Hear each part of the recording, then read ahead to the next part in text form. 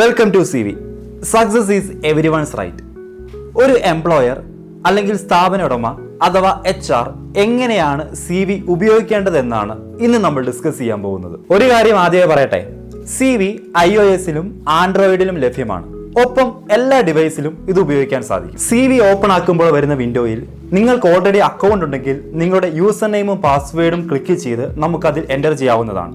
ഇനി അഥവാ നിങ്ങളൊരു പുതിയ ID എടുക്കാൻ ആഗ്രഹിക്കുന്നെങ്കിൽ ക്രിയേറ്റ് ആൻ അക്കൗണ്ട് ഓപ്ഷനിൽ ക്ലിക്ക് ചെയ്ത് പുതിയ ID ക്രിയേറ്റ് ചെയ്യാവുന്നതാണ്. ക്രിയേറ്റ് ആൻ അക്കൗണ്ട് എന്ന ഓപ്ഷനാണ് നിങ്ങൾ ക്ലിക്ക് ചെയ്യുന്നതെങ്കിൽ അവിടെ ഓർഗനൈസേഷൻ എന്നും ഇൻഡിവിജ്വൽ എന്നും ഓപ്ഷനുള്ള വിൻഡോയാണ് ഓപ്പൺ ആവുന്നത്. സ്ഥാപന ഉടമകൾക്ക് വേണ്ടിയുള്ളതാണ് ഓർഗനൈസേഷൻ എന്ന ലിങ്ക്.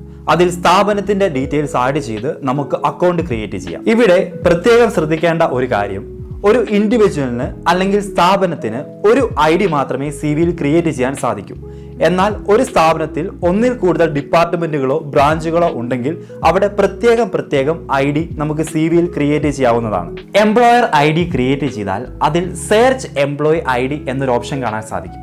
അതിൽ ID ടൈപ്പ് ചെയ്ത് കൊടുത്താൽ ആ എംപ്ലോയി അഥവാ കാൻഡിഡേറ്റിന്റെ പ്രൊഫൈലും CV സ്കോറും കൃത്യമായി കാണാൻ സാധിക്കും. ഇനി മറ്റൊന്നുള്ളത് സ്കോറിംഗ് ആണ്.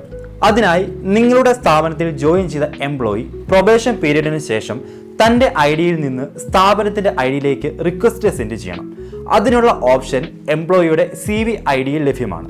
ഇപ്രകാരം എംപ്ലോയീസ് റിക്വസ്റ്റ് സെൻഡ് ചെയ്യുമ്പോൾ സ്ഥാപന ഉടമ അഥവാ HR അത് അക്സെപ്റ്റ് ചെയ്തതിനു ശേഷം ആ തീയതിയും സ്ഥാപനത്തിന്റെ പേരും കൃത്യമായി എംപ്ലോയിയുടെ എക്സ്പീരിയൻസ് കോളത്തിൽ ആഡ് ആവും.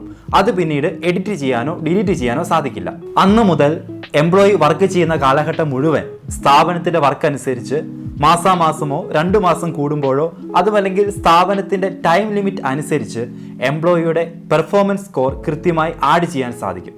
ഇത് പിന്നീട് എഡിറ്റ് ചെയ്യാനോ ഡിലീറ്റ് ചെയ്യാനോ സാധിക്കില്ല. ഇപ്രകാരം പെർഫോമൻസ് സ്കോർ എൻ്റർ ചെയ്യുന്നതിനായി CVയുടെ ആപ്ലിക്കേഷൻ അല്ലെങ്കിൽ വെബ്സൈറ്റിൽ അവൈലബിൾ ആയിട്ടുള്ള സ്കോറിംഗ് ഷീറ്റിന്റെ പ്രിന്റ് ഔട്ട് നമുക്ക് യൂസ് ചെയ്യാവുന്നതാണ്.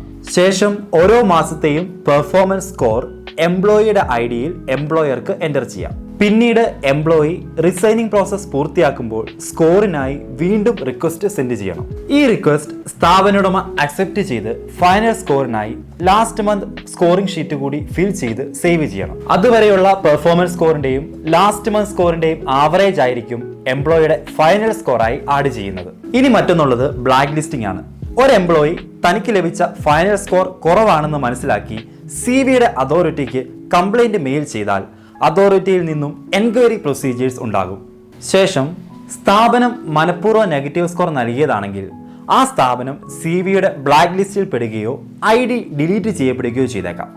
ഇനി HR മനഃപൂർവ്വം നെഗറ്റീവ് സ്കോർ നൽകിയതാണെങ്കിൽ ആ HRന്റെ ID ബ്ലാക്ക് ലിസ്റ്റ് ചെയ്യപ്പെടും.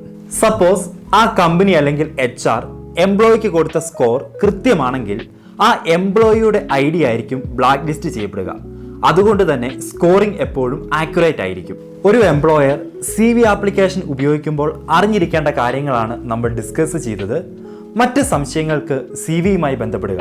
താങ്ക്